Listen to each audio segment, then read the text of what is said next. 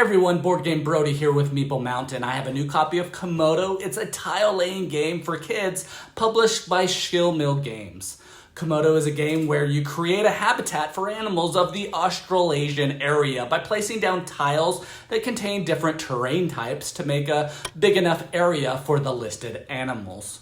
On your turn, you will be able to do one of 3 different actions. First, you can play down terrain tiles from your hand in hopes to create an area to house an animal. Each player has 5 terrain tiles each, and on your turn you can place as many tiles as you would like. The tiles are added to the landscape in order to create an area large enough to house one of your animals. Each player starts with 2 animal cards, and these are the animals that players should focus on to get onto the board. All tiles contain 9 blocks in a 3x3 grid. Some tiles will have a gray rock in the middle, which is not one of the terrain types. Therefore, these tiles will only have 8 usable blocks. When adding a tile, it must be played adjacent to an existing tile, and each one added must match the color of an adjoining tile by at least 1 block on any edge. For example, adding this tile would be legal because the terrain matches on both tiles. However, on this example, this is not legal because even though both tiles have the same terrain types, they are not touching. Eventually, animals will be placed on these tiles whenever there is enough blocks of the listed terrain type that matches what's needed for one of the animals on your cards. The terrain tiles must also be placed in a way where 2 animal enclosures cannot merge together unless the animals are of the same species. That also can be a good strategy to use as well, as you can get 2 of the same animals in the same area. For example, a 5-point and a 10-point penguin can both be in this area that has only 10 blocks. On your turn, whenever there is enough blocks of a terrain type that matches your animal card, you can place or house that animal by placing its standee on one of the blocks on one of the tiles. You will then place the animal card face up in front of you to score points at the end of the game. The required number of blocks that an animal needs to be placed on the board equals the amount of points that you will receive by placing it out on the board.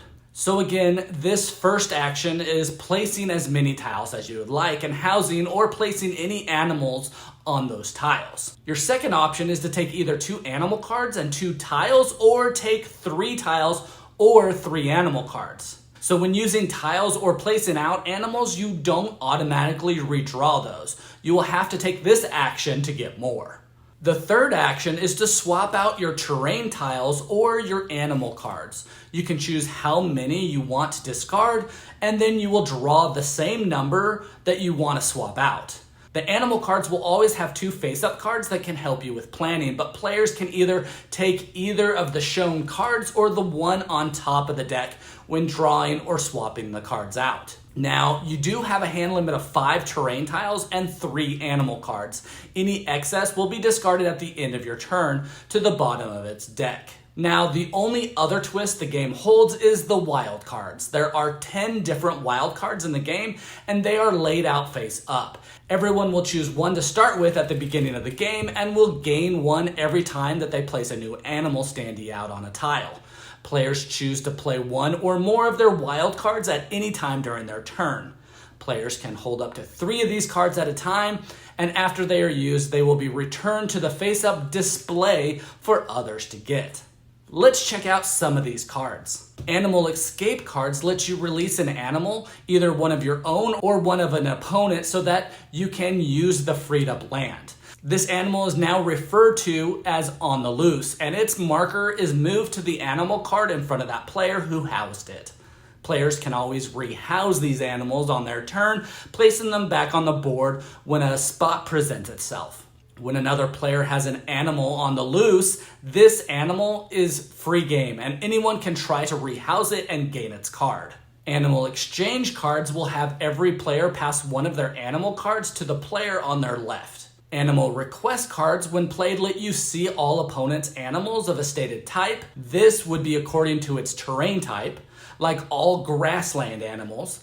Then, if you see one that you like, you can use any of your animal cards to swap that player for the desired animal. If you don't see a desired card, you can either discard this card or keep it and try again later. Animals on tap will let you draw 2 animal cards without taking your action to do so. Land barter cards allows you to try to trade 2 land tiles with another player. They will ultimately have to agree. If no one agrees or no one wants to trade, you can either discard the card or keep it to try a trade later. Land lover cards will let you draw 2 terrain tiles without taking your action to do so. Security cards have you take a padlock token, place it on any of your terrains that have animals within it so that other players can't get them to escape. This would be ideal for your larger point animals. The relocation cards lets players take a housed animal and move it to a different place providing its needs are met. Recycling cards let you take that card and swap it out with your choice of any other wild card from the display. Remodeling cards let you relocate or rotate up to 3 terrain tiles placed out already.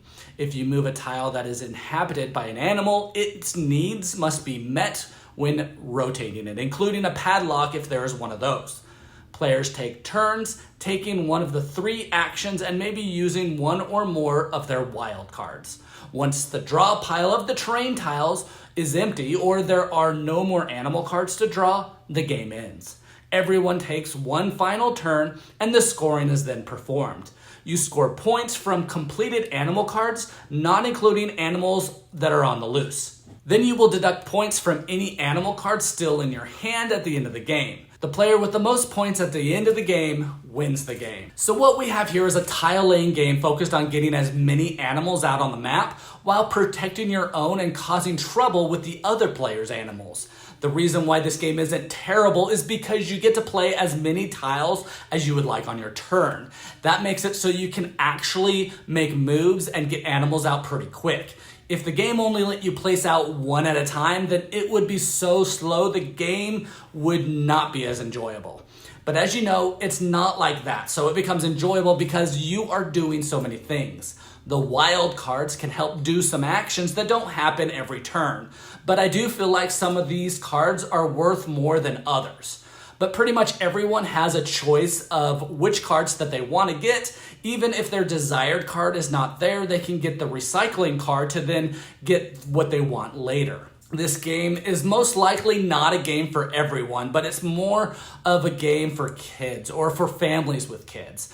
My kids loved the animals and they loved growing the map and placing more and more animals out on the map. The cards can feel mean, so you can take those out if you feel like you need to, but it is a competitive game. The game isn't too strategic as you get what you get and go from there.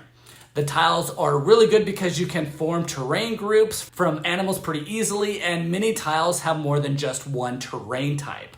Anyways, my kids really enjoyed this game, and it's a game they can explain and teach others. The game says 8+, but my almost 5-year-old can play it with no problem. Maybe he doesn't have some of those tile laying skills yet, but he is able to function and play the game. So create habitats for Australasian animals with your family and friends in Komodo by Schimil Games. Again, this is Boardgame Brody. I hope you enjoyed this video. Stick around and check out some other board game reviews to see what you might want to get to the table.